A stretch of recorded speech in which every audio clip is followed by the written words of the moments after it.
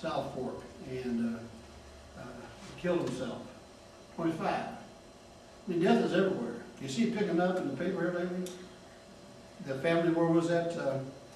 Dad shot, he killed his 3 children, his wife, and himself. Yesterday? It's everywhere. It's everywhere. Well, you know the devil's having a heyday.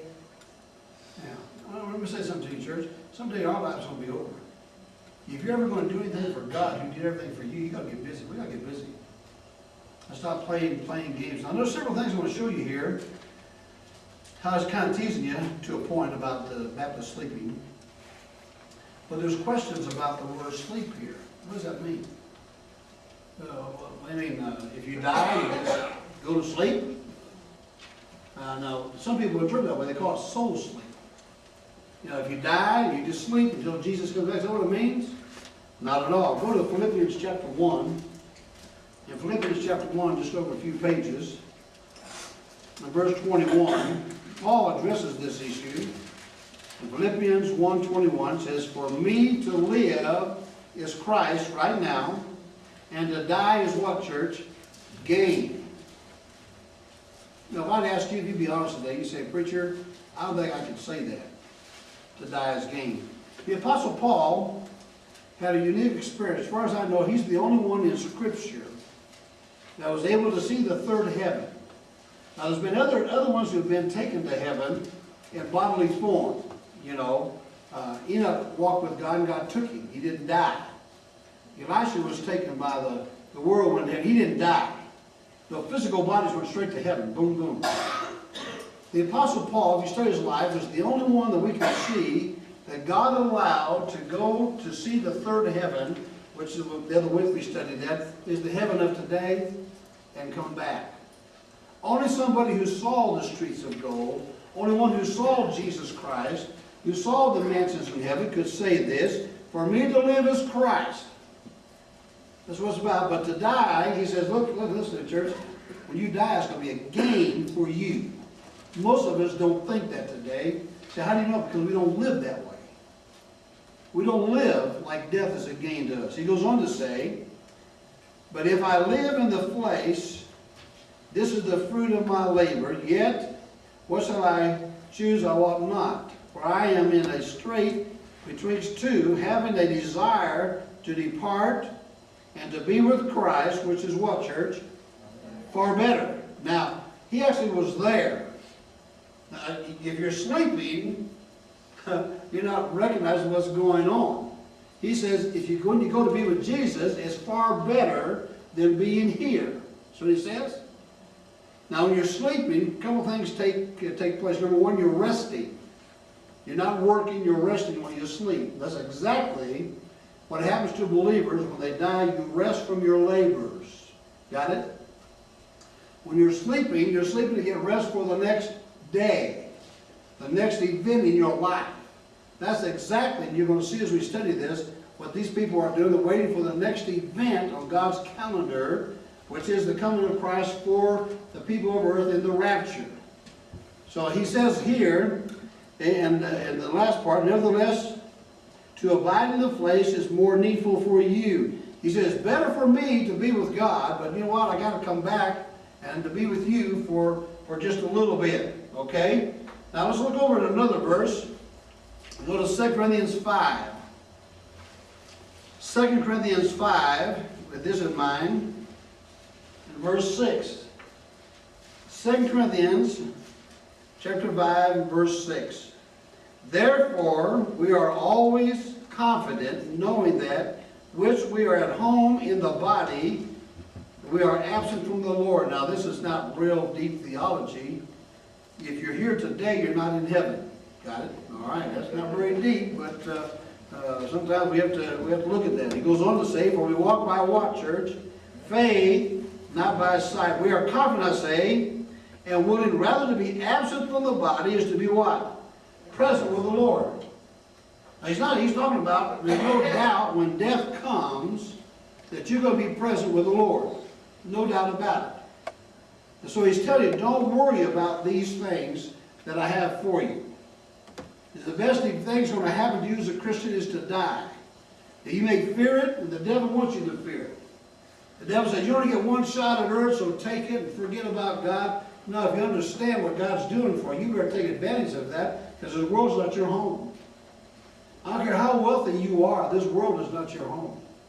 He's got something far better for you, and yet we have bought in that now is what life is all about, and we're missing the greatness of eternity. Now, I'm not going to spend a lot of time on this, since our time's about up, but why don't you put them all up there? I'll give you the 10 characteristics of the resurrected body.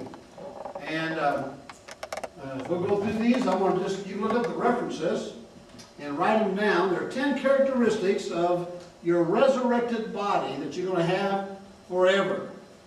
They're different bodies that we have today. You go to a funeral, you'll see the tabernacle of clay that people lived in. We talked about that last weekend about Adam. There are 10 characteristics of the glorified or resurrected body. The first one is 1 Corinthians 15, 35 to 38. We read that the other week. He says, how can you have a new body unless the old one die? As we said the other week, God gives every baby a body, but He also gives every eternal person soul a body. That's exactly what it says here. It says that you have, and God is the giver of the body you have today, the physical body and the eternal body. It's a different body that we're going to get, but the old body, it says here, has to die first before we get that body. Number 2, in Luke 24, verse 39, Jesus comes back. Let me say this. After His resurrection, how long did Jesus walk on the earth in His glorified, resurrected body? But you know, 40 days. People think, well, He came out of the grave on the first day of the week and went to heaven. 40 days He walked on this earth in His glorified body. Here in Luke, He goes before the disciples. And the famous Baptist, Thomas. Well, we have one of those doubting Thomases in our church, right back there. Yeah. And he said, I'll not believe that He came out of the grave. And Jesus says, right, He said, all right, in His glorified, resurrected body, He says, you want to touch this body? Now, would you feel my hands, huh? Feel where they put the Spirit. I say, yes, that's exactly what He's saying here. He's saying, this is not a spirit. Don't think for a second. He said, I don't want to get that religious stuff. When you die, you just become a little spirit on a cloud with a harp singing holy, holy, holy forever, flying around the sky. Jesus said, you want to touch this body?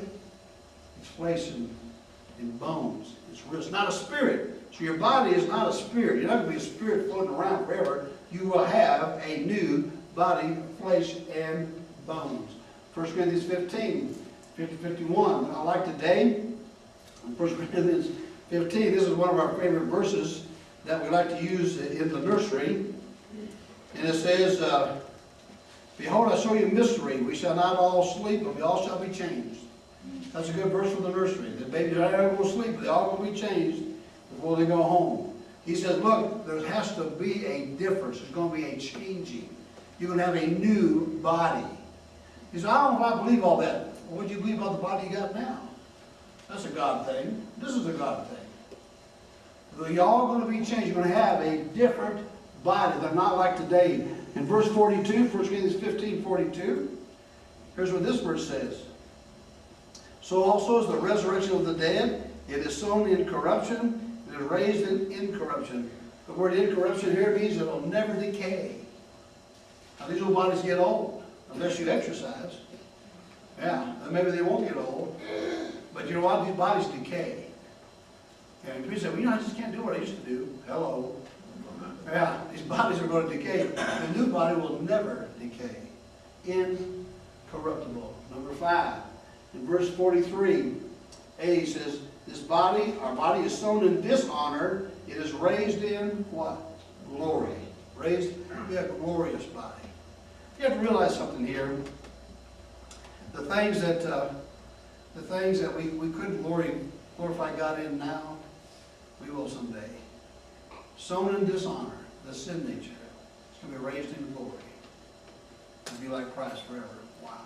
You know what we're talking about? We're not talking about something's going to happen to somebody. It's happening to you. We're talking about you. Put your name right here in these areas. Let's move on, Will. Number 6, in verse 43, the last part says, sown in dishonor, sown in glory. It is sown in weakness, raised in what? Power.